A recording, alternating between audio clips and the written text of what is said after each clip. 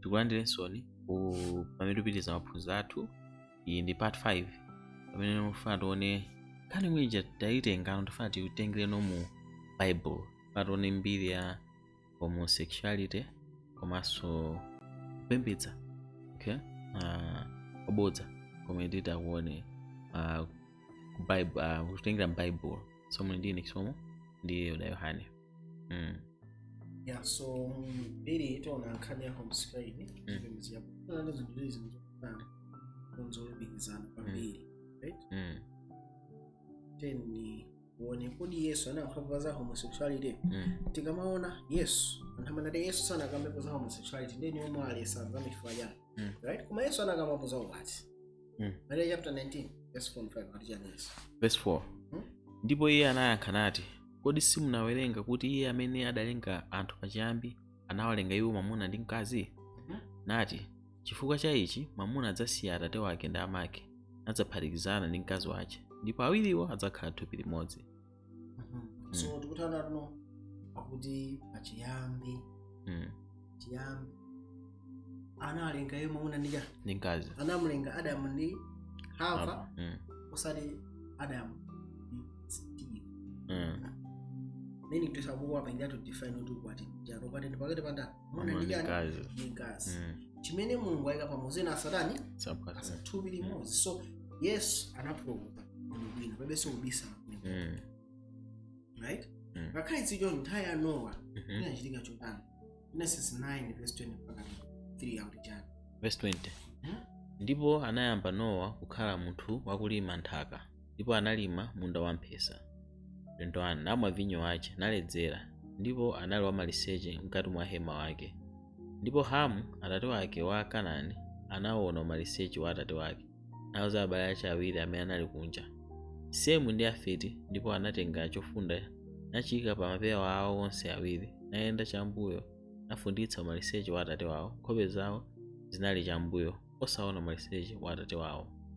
So tikuona za nthawi imene Nowa adamaliza nthawi Igumula.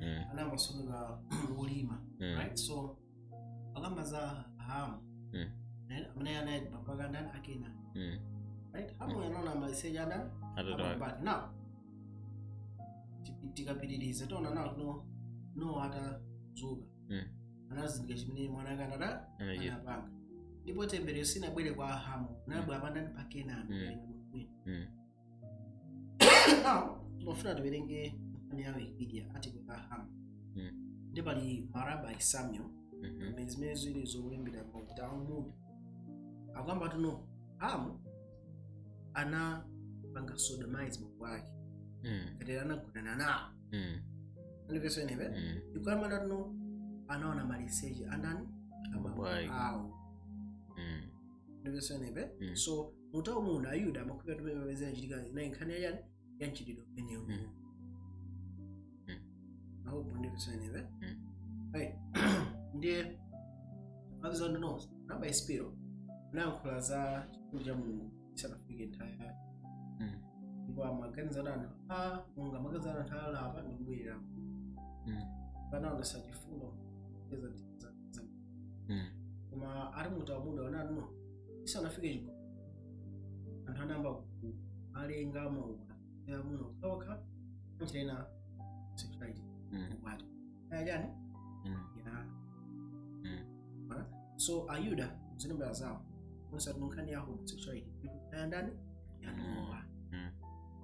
Unaona nkhani meyo kale. So Genesis chapter 10 verse 6. Ndi ana amuna a Hamu, Kusi ndi Mizraimu ndi Puti ndi Kanaani. Ndi ana amuna a Kusi, Seba ndi Havila ndi Sabita ndi Rama ndi Sabiteka. Ndi ana a Rama, Eba ndi Dedani. Ndipo Kusi anabala Nimrodi, ndipo iye anayamba kukhala wamphamvu ku dziko lapansi. Yeah, so tikaona bwino anali Kusi amene right wena masaba ndani Nimrodi zimene nga izungu za ndani za Hamu za Nowa. So tona na kuti no nkhani imene ili apa kuti Nimrod anali mmodzi wa amene anakhazikitsa Nsanja. Ngona kuti mwina ufumu wake unapirira mpaka ku China. Ita Genesis chapter 11 akamba ndipo anabwera ku China. Ndipo ananena. Kuna amene ali ku China and Nimrod. Chapter 10 mweke. Verenge chapter 10 verse 1 tunenepa. Mibado ya ana a Nowa, Semu, Hamu ndi Yafeti ndi kwa iwo ndipo kunabadwa ana amuna chidapita chigumula chicha. Ndi ana amuna a Hamu, Kusi ndi Mizraimu ndi Puti ndi Kanaani. Ndi ana amuna a Kusi, Seba ndi Havila ndi Sabita ndi Raama ndi Sabiteka. Ndi ana a Raama, Sheba ndi Dedani. Ndipo Kusi anabala Nimrodi ndipo iye anayamba kukhala wamphamvu pa dziko lapansi. So ikamaona Nimrod ni chizukulu cha Nowa, chizukulu cha Hamu. Right? Hamu ndo cha kanona maliseja na Nowa. Naye Hamu? Hamu. So kana no nchitidwe Hamu anaotenga kuti chisanilirani chigumula. Right? Now Nimrod akukazikisa akukhala wamphamvu pa dziko lapansi. Arakhala pa dziko wamphamvu pa dziko lapansi ndio akukhangani. Wanasukula kosi. This time area. Iye ndiye mpalu wamphamvu pamaso pa Yehova. Chifukwa chake kunanenedwa, monga Nimrodi mpalu wamphamvu pamaso pa Yehova. Ngamaona za mpalu ndiye munthu osaka. Nimrodi amakhazikitsa ufumu wake, amasaka akakhalira. Tasora ndi ndani? Manenga ni fumu ya mphamvu. Akakhazikitsa kwambiri. Ajani hapo. So tena verse chapter 10 yomweyo. Verse 10 audience. Ndipo kuyamba kwake kwa ufumu wake kunali Babele, ndi Ereke, ndi Akadi, ndi Kaline, dziko la Sinara. Pina kwa chawerenga. Mwana kanda uno ngara kuyambeka kwa ufumu wake. Ufumu makande. Ufumu makande jana. Ufumu. So Babele, ufumu ya Babele ndani Nimrod. Sinara, ufumu ya ndani Nimrod. Kwa Akadi kukala ni kwa Ereke. Ufumu ya ndani Nimrod. So malo abwino magena Nimrod. Ndani Nimrod. Genesis chapter 11 verse 1. Ndipo dziko lapansi linali la chinenedwe chimodzi ndi chiyankhulidwe chimodzi. Ndipo panali pamene adayendayenda ulendo kummawa anapeza chigwa m'dziko la Sinara, ndipo anakhala kumeneko. Ndipo ananena wina ndi wina, tiye tipange njerwa tiziwotchese. Ndipo anali ndi njera naziyesa miyala ndi akatondo anayesa matope. Ndipo anati, tiye timange mudzi ndi nsanja pamutu pake pakafikire kumwamba. Ndipo tizipangire ife tokha dzina kuti tisabalalike pa dziko lonse lapansi. So kana kodota mafuna zipangire okha dzina. Pasabalalike dziko lonse lapansi. Kana no munga so dziko ndi madzi. Anthu azakwere chisanjacho. Ora satani? Iki. Plani ya Nimrod inaliti. So anali lithu amene amapanga chipembedzo yosiyana ndi nani? Tona zimene. Eto kuzankhani menena Yehova anasika ona anthu ananabalitsa yani? Za majena ngamona za Nimrod. Yere? Abraham anabwera ni kumbuyo kwene kwa jina Nimrod. So mukawena history muona za Gilgamesh mwe zinakhalira ma Gilgamesh. Muona tuno Gilgamesh amafanana kwambiri.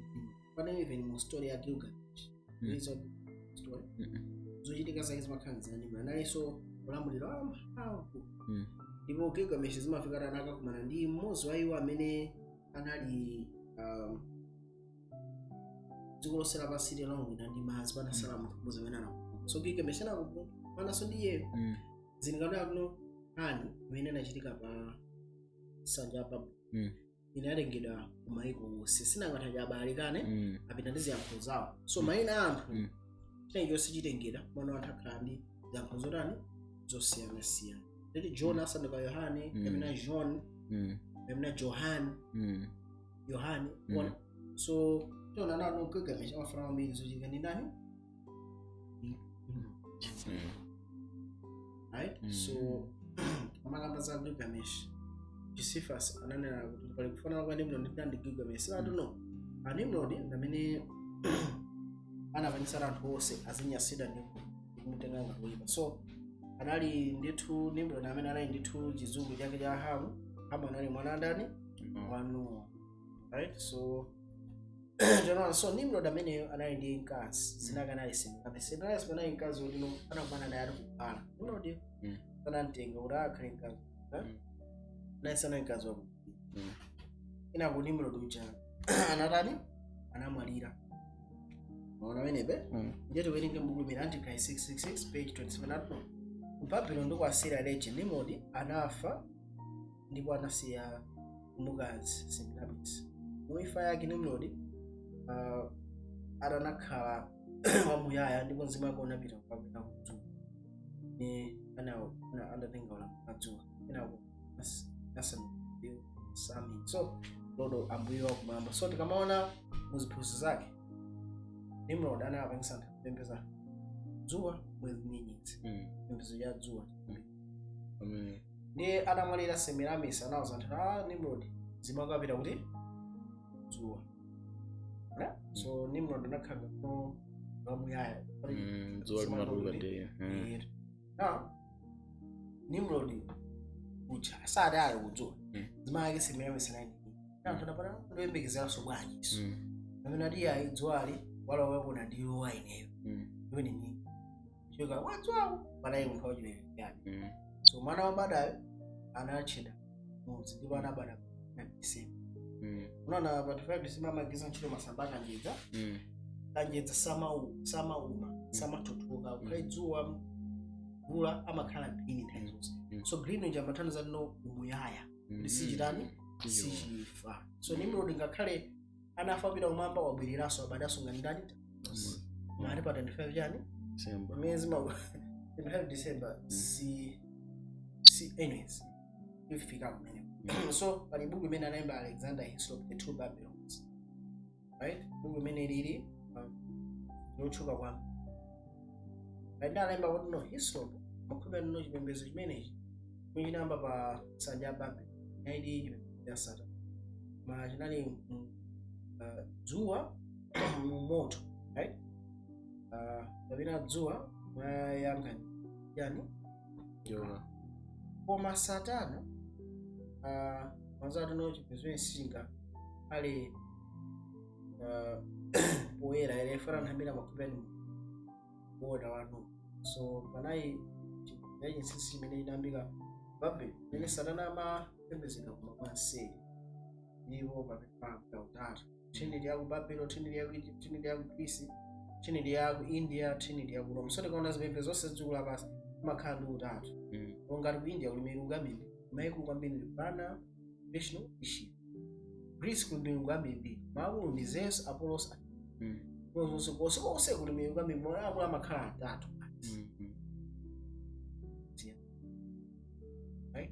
So tikamakamba zanyi zazuwa kuna bwino sun worship ya dzuwa zikuzilenga mu New International Encyclopedia eno Lord chaka cha 1917 volume 7 page 50. Now tuno inakhala ndithu cha mene maimira unamva kwa Kristo unalo feeling no okay anyway no pembezi ya dzuwa inakhala ndithu pembezi ya chikale kale ndipo anthu ambirira amatha kusiyanisa pakati pa dzuwa lammawa lamasana ndi lakudzuwa. Ndipo Egypt anagwiritsa ntchito nambala imene awa dzuwa that Horus inali dzuwa loyamba, Ra inali dzuwa la masana, Osiris dzuwa la so tikaona bwinobwino makhala ngati zitatu chonchi mama amasana madzulo kunaona nthawi zonse zipembedzo zake makhala dzuwa chisambitsa ndi tikalenga madiski atatu okayika pamodzi ati pamchimene tikaona bwinobwino ma Alexander History of the Two Babylons chapter 2 anakamba zobwino mgwirizano wa Mulungu yekhayo Babylon aisongoza mana atatu Mulungu ndipo kuonesa chiphuzo zimene zina tatu ndipo anagwiritsa ntchito equilateral triangle kozimo zimene magwiritsa ntchito pakalero. So equilateral triangle tikaona mwini makhala ndi maside angati maside atatu inese makhala mbatikiza ngati 660 equal side. So amakitenga maseko kwaika ndi kuweka mu equilateral gani triangle, which is 666. Right, so tikapanga choncho ma triangles amenewa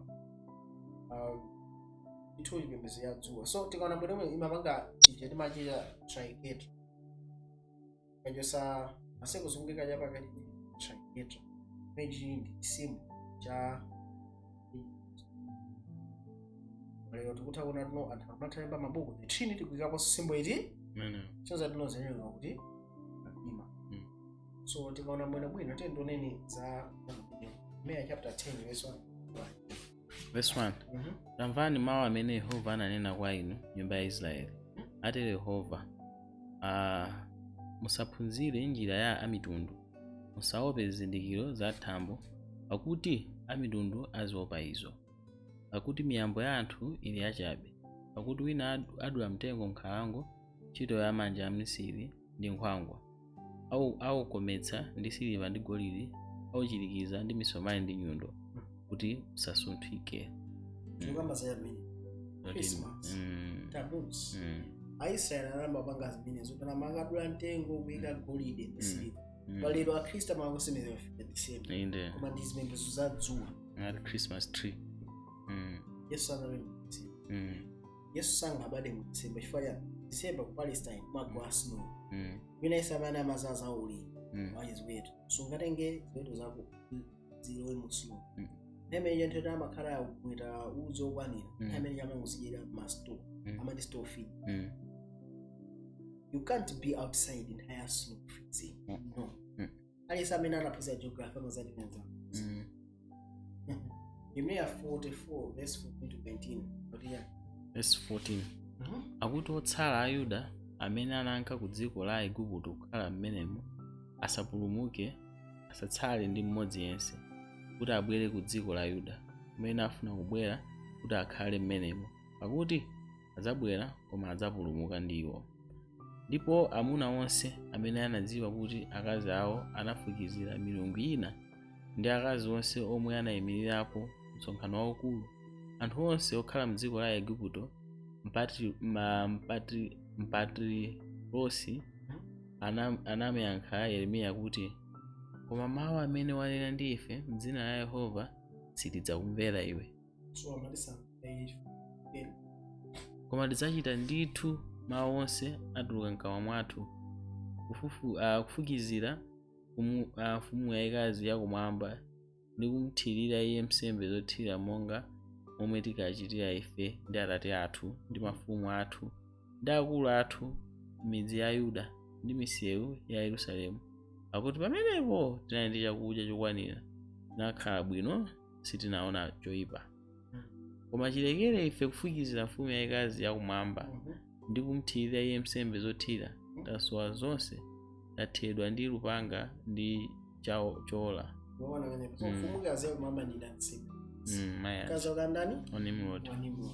So Aisraeli amapembedza Tammuz December. So zili Bible zithu. Right? So takona nato nthawi zonse zipembedzo zakudya. Sinangani Nimrodi chipembedzo chachitika atamwazika anthu kuti anatenga chiphunzitso ndipita nacho. So tikaona muzipembedzo zosiyana pamakhala mzimayi mwana. Pamakhala Sunday skizi. Zikimira Nimrodi anapita kudzuwa. Mayi wamemera semera mesi mwana ayenda Tammuz. Koma anote kazona mu mpingo amati mzimayi Maria. Mwana ayenda Yesu. Dzuwalo ndija.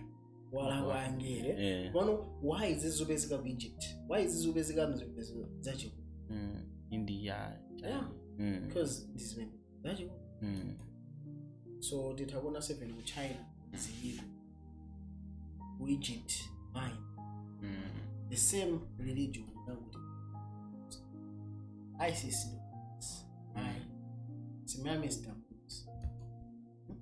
so tunaona mwino kuti akanali fail CDC apembeza funguka za kuti yakamba so tofuna tuone kuti kodi chipembedzo ndo chimene chichi ndi kugona na amuna okhawo kachipeza na bwanji kani nkhani ine ndifuna kuti Numeri 35 verse 52. Verse 52. Mupitikitse onse okhala m'dziko pamaso panu, ndi kuononga mafano awo onse amiyala, ndi kuononga mafano awo onse onyenga, ndi kupasula mitsinje yawo yonse, misanja yawo yonse. So amati mafano awo onse mutani ndi kuononga socha mafano awo onse oyenga ndi kupasula misanja. So ine si chimene chingaonese milungu yachikunja mafunika atani Yohane 4:19 verse 19. Ndi kuti mungakweze maso anu kupenya kumwamba, ndipo poona dzuwa ndi mwezi ndi nyenyezi, khamu lonse lakumwamba munganyengedwe ndi kuzigwadira ndi kuzitumikira, zimene Yehova Mulungu wanu anagwira mitundu yonse ya anthu pansi pa thambo lonse.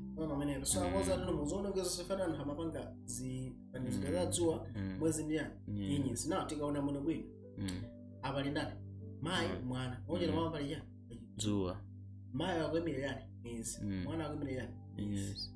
So zipembedzo zimene zizamati tonani chidzuwa. So mafano ngati apeza mafunika anthu a Israeli adani aononge zipembedzo ya dzuwa mwezi ndi nyenyezi. Ndi chipembedzo chimene chinaso maunga chipembedzo ya bala inasoniza Israeli. Wanu mafumu ikaona Israeli kangotayika imapanga chinthu chimodzi. Wanu mafumu 14:23 pakuti anadzimangiriranso misanje ndi zoyimitsira ndi zifanizo za chitunda chonse chachitali ndi pa tsinde pa mtengo ogudira uliwonse. Panalinso anyamata ochitira dama m'dzikomo. Iwo amachita monga mwa zonyazitsa za mitundu amene Yehova anapitikitsa pamaso pa ana a Israeli. Now tikaona lamulo la Mulungu anaza tino muphwanya yani chinachonse udziko limene likuti kupasa. Now adanthu awa amapanga chidodolo Yehova anapekisa pamaso pa nani Aisraeli. Now Aisraeli abakuso kupembedza chipembedzo chani cha mafano. Now chifanacho sa Mulungu ali pakati pa kupezeka anyamata ochitira chani dama monga mu chizungu ati the sodomites. Anyamata ochitira dama sodomites chitidwe ogona na amuna awo. Israeli kamba kuchoka pamaso pa Mulungu imamba kulowesa chani homosexuality, which means that no a Christ amene achoka pamaso pa Mulungu tiaona kompani na amene amapanga embrace amene akupanga affirm amene akuvomereza chitidwe umenewu unyasa. So anyamata ochitira dama akupezeka pamene pali pembedzo chani chabodza. Ujise the connection kwambiri. Mimi ndisede kangochosa pa Mulungu nditinacho tachosa mphamvu yachipembedzo. Ndede ngati zichonje zilakolako zinense zimabwera but Israel imateni. Now 1 Mafumu 15:11-12 ndipo Asa anachita zabwino pamaso pa Yehova monga Davide kholo lake, nachotsa m'dziko anyamata aja adama, nachotsanso mafano onse anawapanga tate ake. So chipembedzo cha mafano chimapeza naso ndi anyamata adama amene chidodolo ogona na muno. Tonaso ndi lerolo pali chikhristu china chabwino chimene chimavomereza chitidwe adama chimene ngati tikuchita bwino pamaso pa Yehova tikufuna tichichotse chikhristu imenecho pakati pa nani pakati pathu. Right? 1 Mafumu 22:45 tsono machitidwe ena a Yehosafati ndi mphamvu anayionetsayo ndi umwe anathira nkhondo kuti sizinalembedwe m'buku la machitidwe a mafumu a Yuda. Ndipo anachotsa m'dziko anyamata onyansa aja adatsalira masiku a atate wake Asa. So nthawi Asa anachotsa ine kumene anasalira. So nthawi Yehosafati anachotsa chani onse. Israeli kangopambuka amamba pembedza mafano. Akangoti amba pembedza mafano chimene chimasada ndi chani chidodolo ogona na amuna. Right? So pali nditu lumikiza ko mimi ndisete kabwerera kwa Mulungu. Mulungu ndokwanira kuchotsa chidodolo onyasa pakati pa ndani pakati pathu. Olo munthu atakhala ndi ma urges amene awo athabada somaso pano ndadira moyo wina osakhaso ndi zilako. 2 Mafumu 23:5 naletsa amsembe opembedza mafano amene mafumu a Yuda adawayika afukize zonunkhira pa misanje m'midzi ya Yuda ndi pamalo pozinga Yerusalemu omwe ofukizira zonunkhira bala ndi dzuwa ndi mwezi ndi mthanda ndi khamu lonse lakuthambo. So bala ndi Nimrod, mwezi ndi Semiramis, mthanda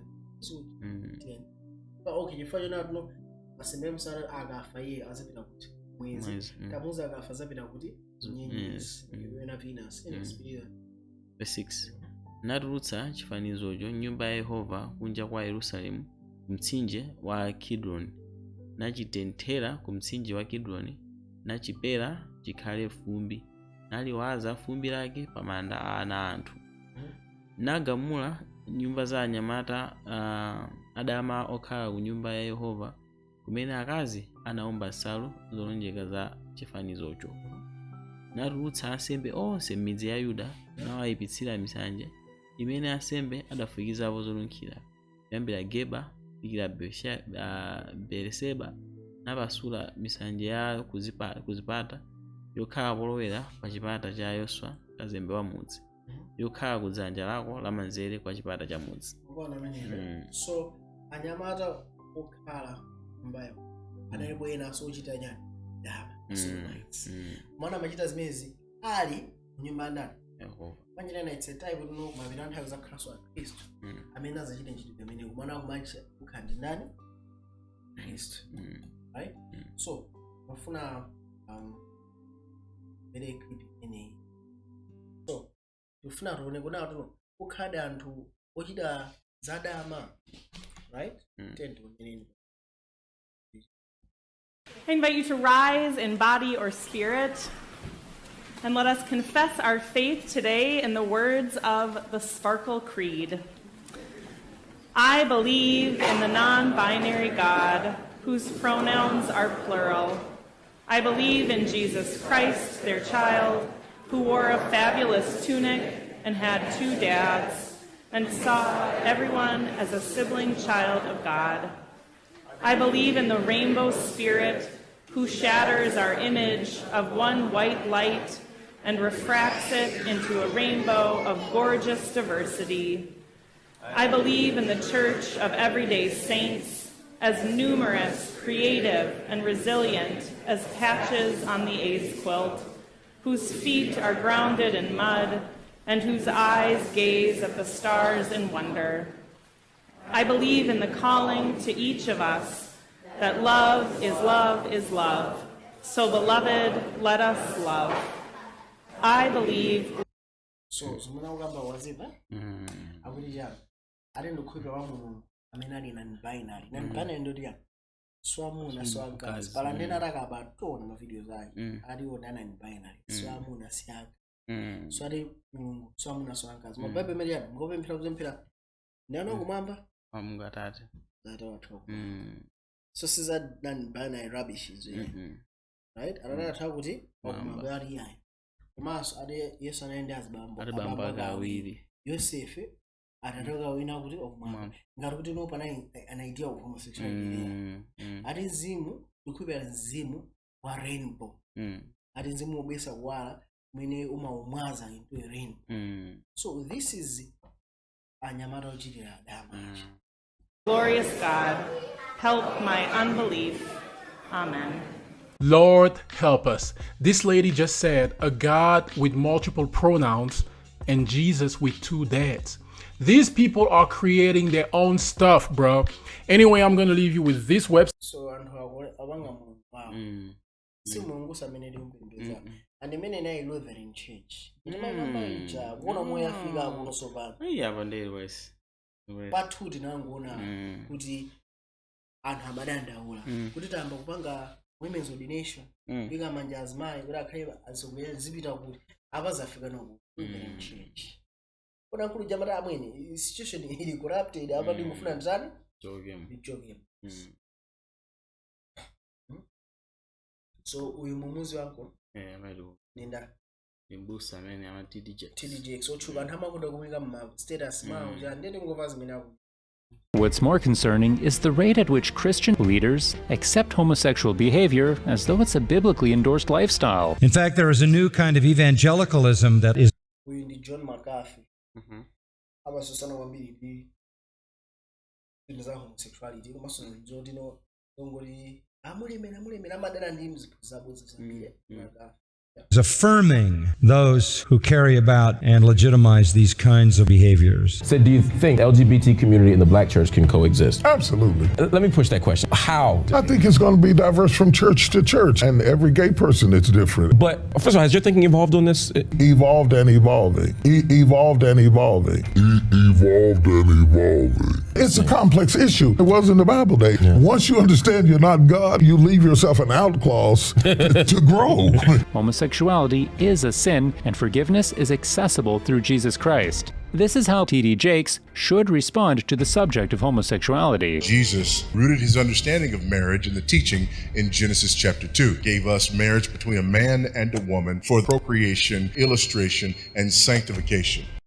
So titaona kuti T.D. Jakes adakusa inkhani ya homosexuality ndi black church banja azithoka muno bwino ali zisiyana mpingo ndi mpingo actually anapita pa show inake ndikupita inali ya Oprah kapena Tyra Banks anafunza kuti munthu ake apite ku church imene ingambange accept so T.D. Jakes on the forefront kuvomereza nkhani ya chani ya homosexuality you see what I'm saying anyama rochita chani zadaka right 2:15 verse 3 masiku ambiri tsono Israeli anakhala opanda mulungu woona ndi opanda wansembe wakuphunzitsa ndi opanda chilamuliro koma pamene anatembenukira kwa Yehova mulungu wa Israeli nkusautsidwa kwawo ndi kumfuna anampeza. So tikutana no masiku ambiri Israeli anakhala opanda chani mulungu woona mpaka khano palibe kamvekesede ka mulungu woona anthu saupesa tino atate wa Yesu Kristu saupesa kuti Yesu ndi wansembe amene anapereka nsembe kuti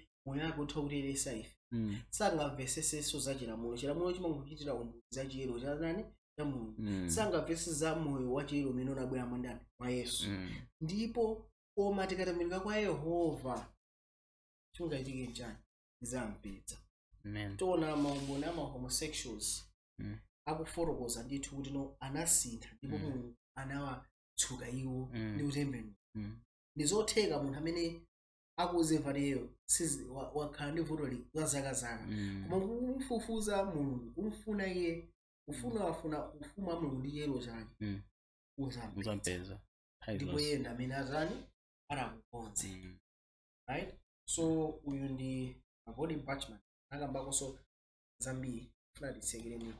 What's wrong with homosexuality? A number of things, but just a few in this context. Number one, it's a violation of the created order. It's a violation of the created order. It's not how we were made. Secondly, it denounces procreation categorically. Thirdly, it blasphemes the illustration. And this is especially true when we understand the illustration of Christ and his bride, the church.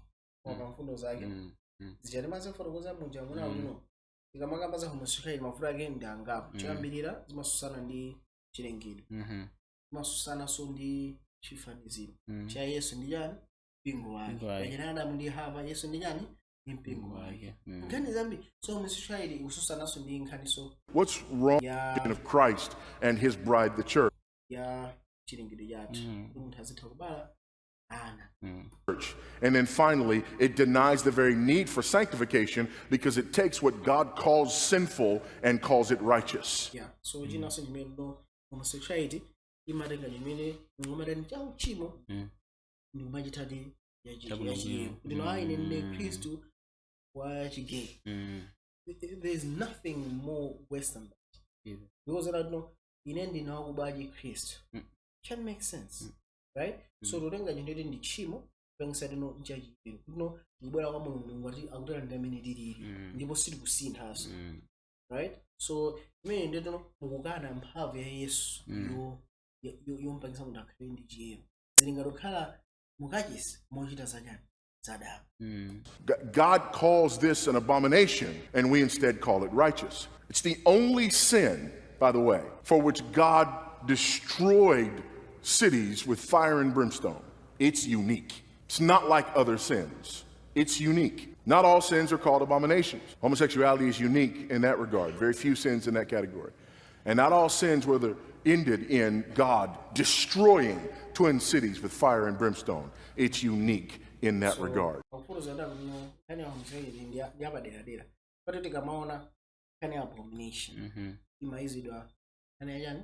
ya homosexuality. Even tikaona denominated in 12 verse 5 ndano mwamuna asavale chovala chankazi fali chimanyasa Yehova. Why chimanyasa Mungu? Fali Mungu amafuna bazika kusiyana pakati pa mwamuna ndi yani ndi mkazi bazika kusiyana. So Leviticus kanga ndi 18 sawa kusema ndino mwamuna asagone ndi chinyama, mwamuna asagone ndi mkazi, mwamuna ngale asagone ndi mwamuna azake mwanga ndi yani mkazi. So inali abomination. So ninkane nawo tuno antafunika zindeti iyi ndi chimo koma ndi chimo nali lonse pali njira yotuno mutatu abwera kwa Mulungu ndikulapa ndikusinthira. Tithokoza kwambiri fa chambiri abwino tayiona kuyambira nthawi ya Nowa mpaka kufikira ndimene amachita ana Israeli Mulungu akachoka achoka pamaso pa Mulungu ona. Tithokoza kwambiri fa chaphunziro imene Mulungu akudalitseni. Amen.